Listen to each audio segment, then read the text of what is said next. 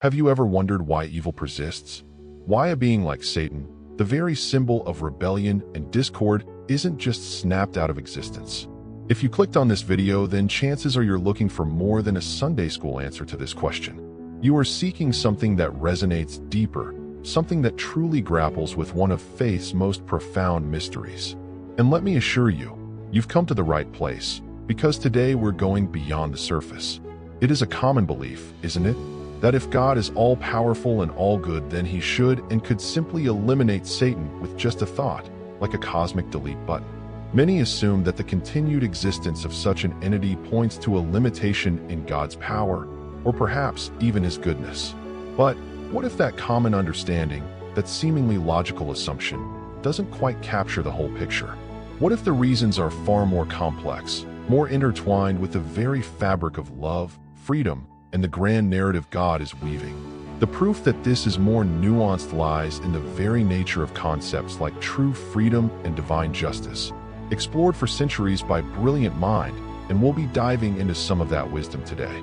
We are not just going to ask the question, we're going to unpack it, explore it from angles you might never have considered.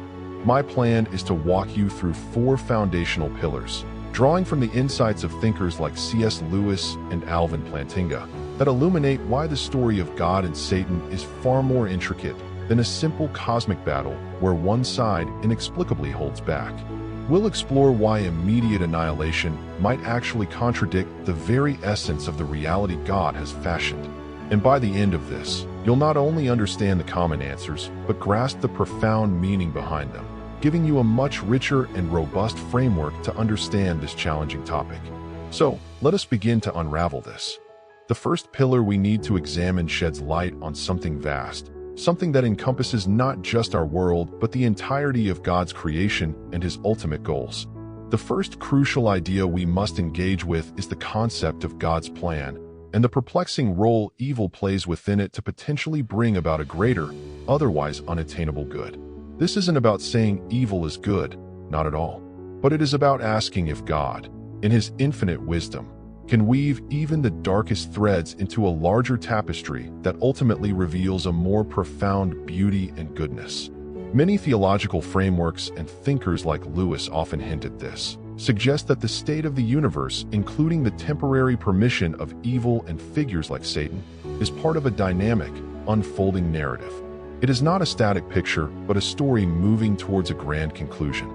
Therefore, what appears to be a flaw or an oversight from our limited perspective might in fact be a necessary stage in that divine plot. Imagine a master playwright.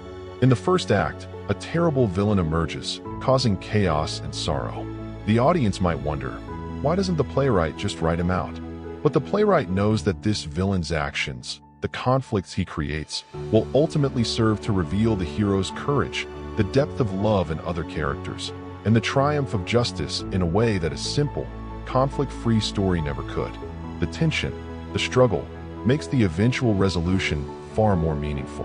Similarly, theologians have pondered whether the existence of evil and the choices made in response to it allows for the emergence of virtues like profound compassion, forgiveness, and redemptive love, which might not have the same depth or meaning in a world where evil was simply impossible. For instance, C.S. Lewis, in The Problem of Pain, while focusing on suffering, grapples with the idea that a world where choices have real consequences, where overcoming adversity is possible, is a world of greater moral significance.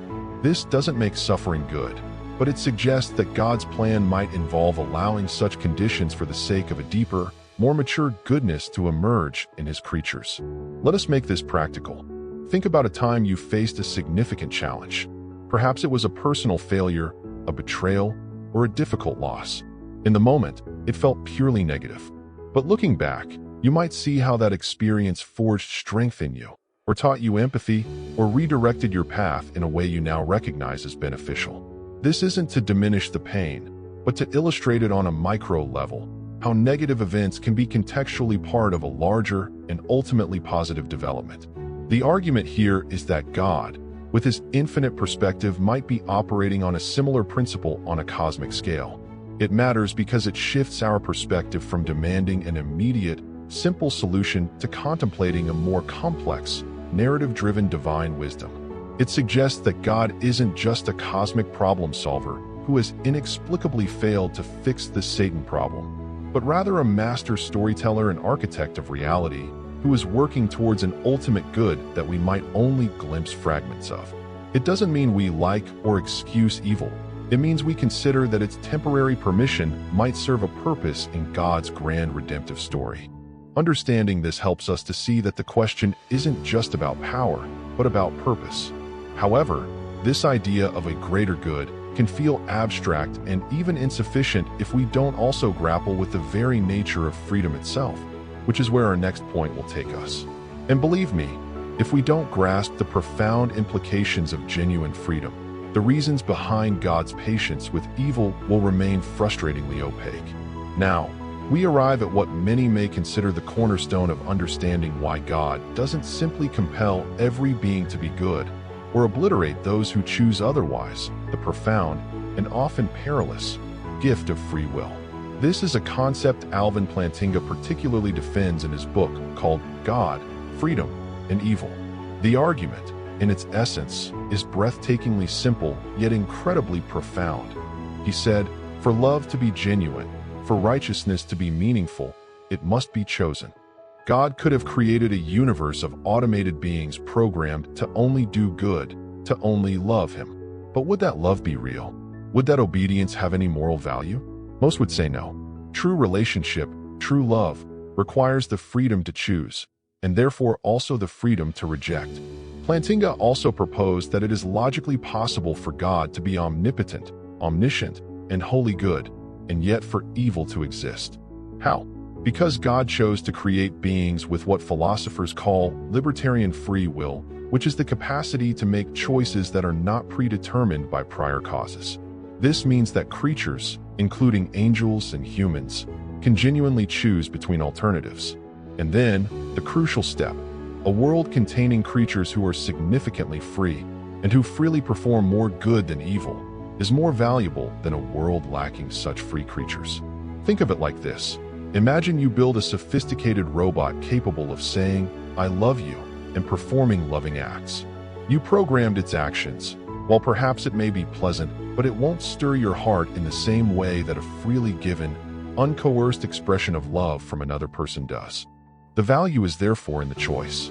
Now, if God desires a universe where beings can genuinely love him and each other, and can freely choose what is good, then he must accept the risk that some of those beings will use their freedom to choose evil.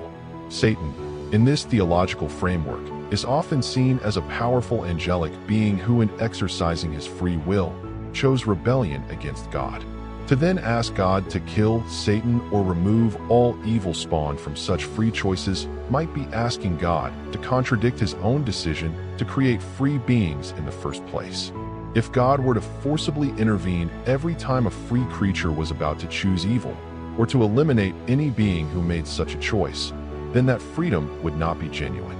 It would be a puppet show, with God pulling all the strings. So, how does this relate to God not killing Satan?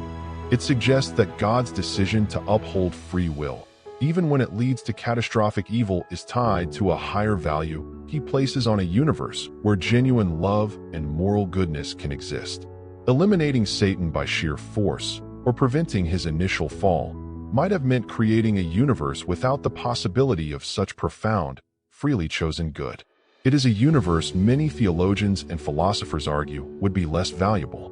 This explanation reframes the issue from one of divine capability to one of divine values and consistency. It suggests that God can't eliminate Satan in the sense that doing so would violate a more fundamental principle he established for creation, which is the principle of genuine freedom, which is the bedrock for genuine love and relationship. It doesn't mean God is helpless against evil. Rather, he is committed to dealing with evil in a way that respects and upholds the free will he himself has granted. This is a universe where choices have real lasting consequences. This concept of free will is powerful, but it doesn't stand alone. It intertwines with how we understand evil itself. Because if we misunderstand what evil is, then we'll inevitably misunderstand God's methods of dealing with it, including his dealings with its chief proponents. The next point will delve into this. and it might just change how you view the entire struggle. We have talked about God's grand plan and the complexities of free will. Now, let's get into the nature of evil itself, particularly as thinkers like C.S. Lewis explains it. This is crucial because how we define evil profoundly impacts our understanding of how God interacts with it, and why simply killing Satan might be a misdirected expectation. A common misconception is to see evil as an independent force, a sort of dark god equal and opposite to God. But many theological traditions heavily influenced by Augustine and echoed by Lewis argue that evil is not a thing in itself. Instead, evil is a privation, a corruption, or a twisting of something good that already exists. Think of it like darkness. Darkness isn't a thing on its own. It's the absence of light. Rust isn't a new substance created from nothing. It is the corrosion of metal. Sickness isn't a separate entity. It's the malfunctioning of a healthy body. Similarly, Lewis would argue that evil doesn't create, it only spoils. Satan, then, isn't the creator of an alternative, dark reality. He is a spoiler, a corrupter of God's good creation. His actions are parasitic because they depend on pre-existing good to twist and mar. Pride, for instance, often seen as Satan's original sin, is the corruption of self-worth. Cruelty is the corruption of power or strength. Hatred is the perversion of the capacity for love or passion. If this understanding is true, then what does it mean for God to deal with Satan? It's not like squashing a rival power. It's more like a divine surgeon removing a cancer, or a restorer meticulously cleansing a defaced masterpiece. The goal isn't just obliteration, but potentially restoration where possible, and certainly the ultimate triumph of the original good. Consider this. If you have a beautiful garden and weeds begin to grow, your primary aim isn't just to nuke the entire garden to get rid of the weeds, especially if there are precious plants you want to save. Your aim is to remove the weeds in a way that preserves and ultimately enhances the garden. God's approach to evil, and to Satan as its proponent, is often portrayed as something more akin to this careful, though ultimately decisive, weeding and restoration process. Lewis, in The Problem of Pain, explores how pain and suffering, while evil in themselves, can sometimes be used by God as a megaphone to rouse a deaf world, or as tools to chip away at our pride and self-sufficiency, potentially leading us back to Him. This doesn't make the evil good, but it shows God working through and against evil in complex ways, rather than just instantly wiping it from existence. So why is understanding evil as a privation so important to our question? It is important because it suggests that God's fight isn't against a competing substance, but against a lack, a distortion. His victory, then, is not merely the destruction of an enemy, but the ultimate affirmation, restoration, and shining forth of His original, untainted good. It implies a process, a divine strategy that might involve allowing the full nature of evil to be revealed, and then decisively and justly dealt with in a way that ultimately vindicates goodness itself. This nuanced view helps explain why an immediate, brute force killing might not align with God's deeper purposes of demonstrating the true nature of goodness and its triumph over its shadow. This understanding of evil as a corruption is key, but it begs the question of the endgame, which is, if Satan is not just zapped out of existence immediately, what is his ultimate fate according to these theological frameworks? Our final point will tackle this head-on, because the concept of an eventual divine victory is absolutely central to this whole discussion. We have journeyed through God's grand plan, the challenging gift of free will, and the true nature of evil as a corruption. Now, we arrive at the final piece of this intricate puzzle, the concept of Satan's ultimate defeat versus an immediate, unexplained annihilation. This is where eschatology, which is the study of the end things, comes into play, and it's a theme that resonates through both Lewis's and Plantinga's broader theological contexts, even if not their singular focus in the named books. A critical point often made in Christian theology is that God's omnipotence doesn't mean He does everything conceivable immediately. It means He has the power to achieve all His holy will, in His own time and His own way. Therefore, the fact that Satan is not currently annihilated doesn't necessarily imply an inability on God's part. Instead, Scripture and much theological reflection point towards a prophesied, decisive, and just end for Satan and evil. Think about a long and complex trial in a human court system. When a powerful criminal organization is causing widespread harm, people might cry out for immediate justice, for the kingpin to be instantly imprisoned or neutralized. But a just system often involves a lengthy process that involves gathering evidence, building a case, allowing for defense, and ultimately delivering a verdict and sentence that are seen to be righteous and fair, demonstrating the triumph of law over chaos. This process isn't a sign of the justice system's weakness, but of its commitment to due process and righteousness. In a similar though infinitely grander way, God's dealing with Satan is often portrayed not as an instant swatting of a fly, but as a cosmic process leading to an ultimate, righteous judgment.